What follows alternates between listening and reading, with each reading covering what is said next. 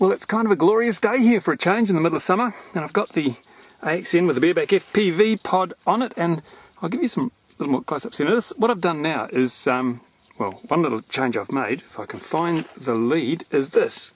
I was using a separate battery just for testing, but now I've made up this lead here, which basically is a balance lead connected to a JST, because I've put a JST on the backpack, so now I can plug in that to the JST there and plug this into the balance lead on the battery pack. So I'm running the backpack off the same battery as the ESC and the radio gear. That seems to work really well, and it cuts down on the little bit of weight that the penalty I did have when I had a 450 milliampere hour battery on the side there.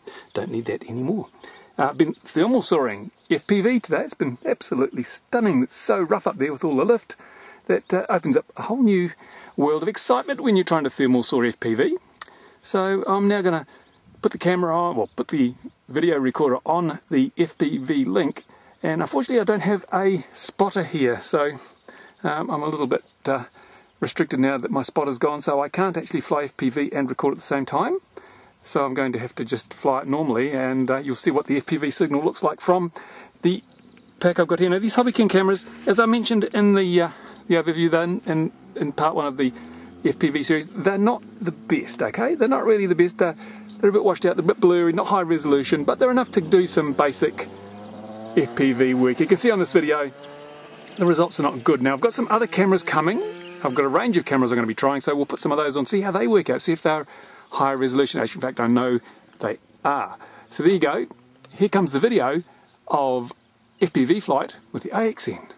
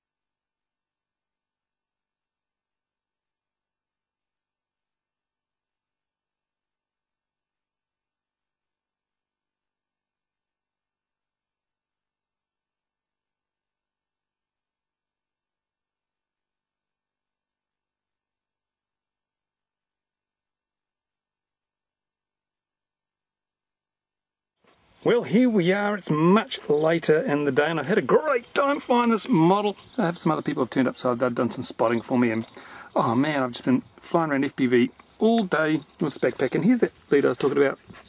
Plugs into the balance lead from the flight pack and goes up and powers the backpack. Piece of cake, no problems at all. And I've got to say, these cameras are not very good. I've changed the lens on this one. I've put a wider angle lens. It's made a bit of a difference. Standard lens wasn't very good, and also noticed it made the picture much clearer with that wide angle lens. This is actually an NTSC camera, trying out NTSC on there, but I do have the PAL. I've got an even wider angle lens on one of those PAL cameras. They're actually pretty crap. Wait for that. That's why we have a radio, so we know when planes are coming. Yeah, so I've got an even wider angle lens on this, and these boards, they start washing out. I've made sure it's got a perfectly, I've tested it with 12 volts regulated, and it doesn't matter what you do, they tend to sort of just go a bit black and white and all the colours wash out, and I don't know what's going on there. So I'm going to check out the connections on here. You'll see there's a number of little connections, backlight compensation, all sorts of things. I'm going to play with those, see what it does. I had a feeling that the CCD may be overheating because it's, if you run them, they're not really tolerant of high voltage, and a fully charged LiPo pack is 12.6 volts, sorry. But as I say, I ran it on a regulated supply, exactly 12 volts, which is what they're supposed to be, and it still did it, so I don't know what is going on with that. But I mean, these are $16, $17 cameras. Just turn that radio off since I'm not using it anymore. $16 or $17 cameras, so yeah, you can't expect too much. I'm going to try, as I've got some more expensive but better, one would hope, cameras coming. Some CMOS cameras. These are CCD. I've got some CMOS cameras coming and some CCDs. We'll try them out, see which is the best value, because there's no point in skimping on a camera, because that's the bit that is kind of, one of the most critical things. It's no good having the perfect radio link and fantastic aerials and everything if your camera just looks like crap. So there you go. More to come on the FPV backpack and FPV made easy.